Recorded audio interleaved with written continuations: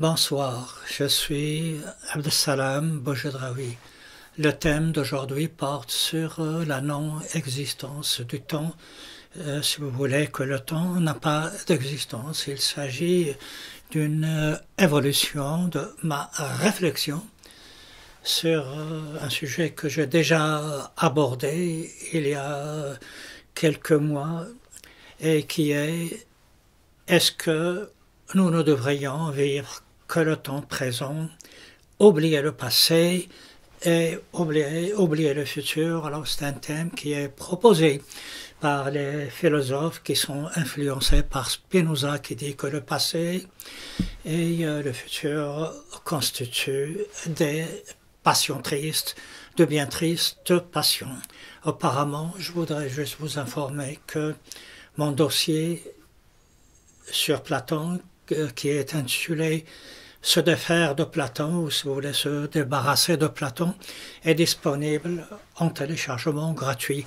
D'autre part, vous pouvez lire le texte de cette vidéo sur mon blog. Je vous invite tout simplement à jeter un coup d'œil à la description. Allons-y donc pour le thème d'aujourd'hui. Alors, la non-existence du temps.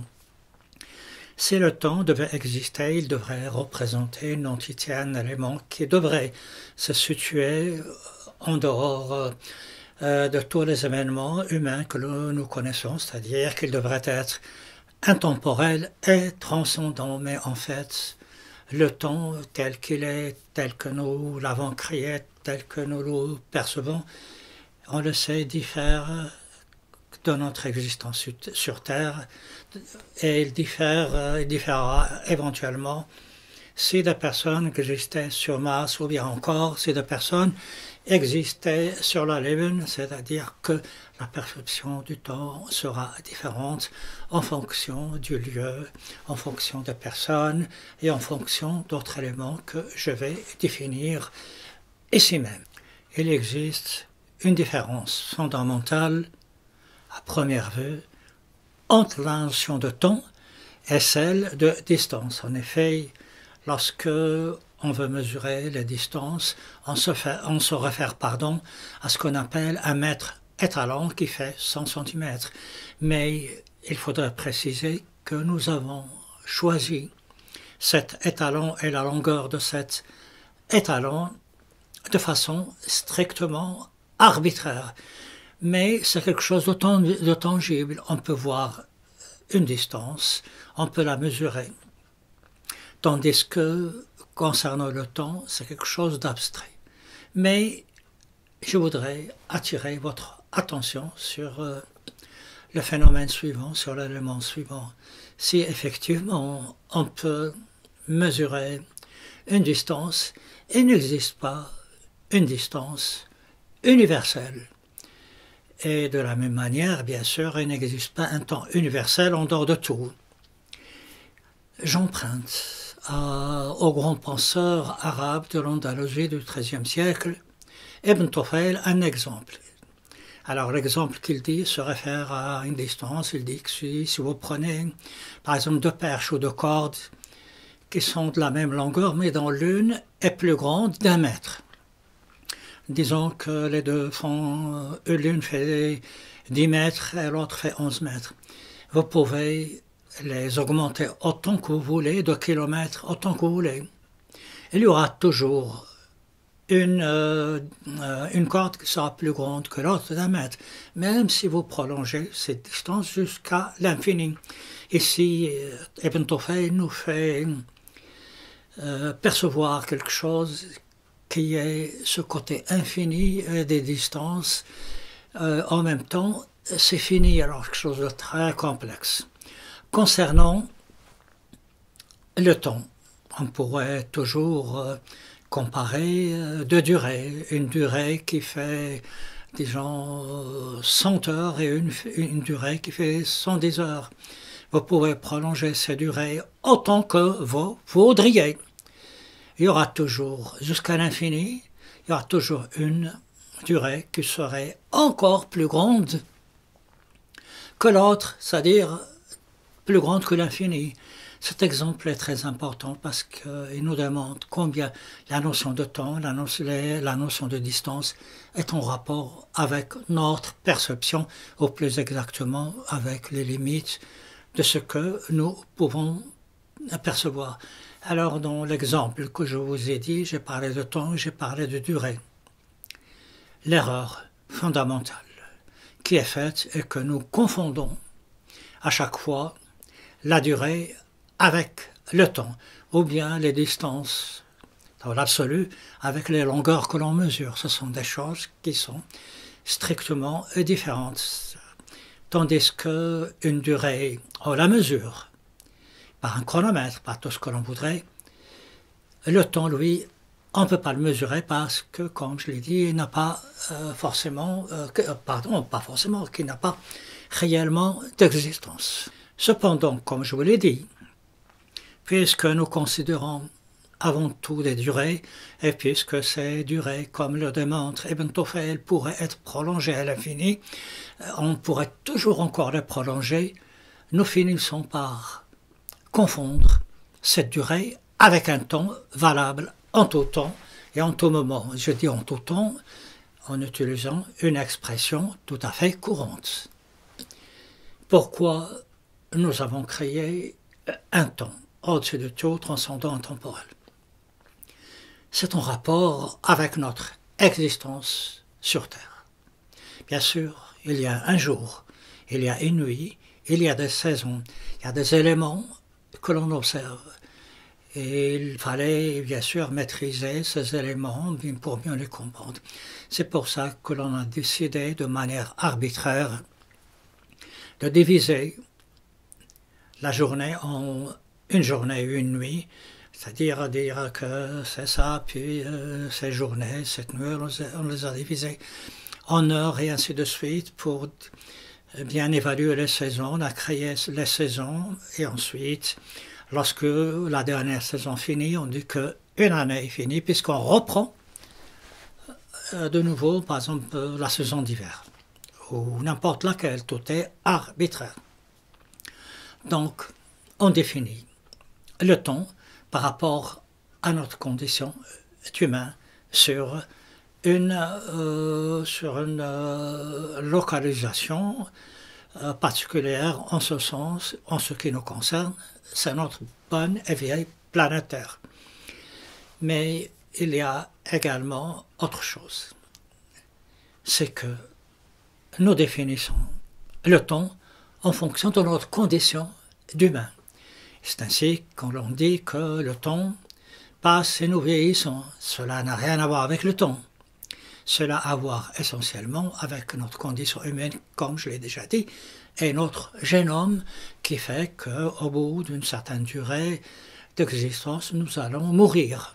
Probablement. Y aura-t-il autre chose? Après, je parle bien sûr de découvertes scientifiques qui prolongeraient l'existence. Et vous le constatez bien, on observe que la durée de vie diffère en fonction des gens, des peuples, des cultures, et également la durée de vie, bien sûr, jusqu'à une certaine limite, évidemment. Elle diffère exactement en fonction des animaux, en fonction de certaines espèces animales. Donc, nous ne pouvons définir le temps que par des événements extérieurs ou bien par rapport à notre propre finitude. Mais il y a une chose importante, c'est que si effectivement le temps n'a pas d'existence, les éléments externes, les événements qui ont servi à sa création sont présents. Les événements donc sont présents, ils sont tangibles et ils sont là. Une fois que l'on crée le temps, on finit par s'y adapter et s'y ajuster. Je vous fais remarquer que l'on va s'adapter et s'ajuster à quelque chose que nous avons créé nous-mêmes. Alors, on va définir ce que nous sommes, on va définir nos chagrins, nos émotions, nos colères, on va définir nos espoirs, c'est-à-dire qu'on va ajuster notre vie en fonction du temps. Alors qu'en réalité, on ne le devrait pas. On devrait ajuster notre vie par rapport à notre condition d'humain. de mortel, et certainement toujours, on devrait toujours définir le temps, entre parenthèses, par rapport aux autres. Voilà donc quelques éléments de base que je voudrais que vous puissiez, je vous invite donc à y réfléchir. Maintenant, il y a un autre élément, c'est celui de la tyrannie du temps.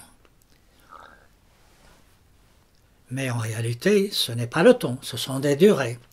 Lorsqu'on considère notre vie, elle est morcelée, elle est jalonnée par ce que l'on appelle le temps. Ainsi, nous avons des montres bracelets, avant c'était des montres coussées, nous avons des smartphones, nous avons partout où nous sortons, nous avons des horaires que l'on voit affichés sur des grosses montres, des grosses pancartes qui nous indiquent le temps et même le temps qu'il fait, etc. Donc, il y a une sorte de tyrannie du temps. Bien sûr, on dit des adages qui disent, par influence de cette tyrannie, on dit que le temps, ou bien la vie, appartient à ceux qui se lèvent tôt. Là, il est question de temps, bien évidemment, ou bien que le temps, c'est de l'argent. Par contre, il y a une expression qui dit que j'entame une course contre la montre. Celle-ci est beaucoup plus logique puisque cette course n'est pas contre le temps, qui n'existe pas tant qu'on le conçoit, mais c'est une course contre une durée qui est mesurée par un chronomètre. Quoi qu'il en soit, nous subissons la tyrannie du temps. Et toutes les locutions que nous trouvons à partir du temps, il faudrait bien le comprendre, ce ne seront toujours que des adages, des proverbes et des locutions que l'on adapte à notre vie, à notre condition d'humain. Par contre, il serait intéressant d'examiner le temps tel qu'il est perçu par les poètes. Alors, le poète ou la poétesse, donc les poètes en général, dans l'absolu, lorsqu'ils sont en face de la personne qui est aimée, voudraient que le temps ne cesse jamais et qu'il devient infini pour profiter de ces moments. Rien n'est plus juste que dans cette façon de voir des poètes, puisqu'ils nous disent d'une façon tout à fait simple, poétique en fait, que le temps est avant tout une affaire de sensations, d'émotions, d'amour, de ce que nous éprouvons. Il me semble que dans cette vision poétique, parfois mystique, du temps que l'on retrouve chez le poète et dans d'autres catégories de penseurs, il y a une dimension qui est plus juste et plus appropriée que celle que l'on rencontre chez les scientifiques.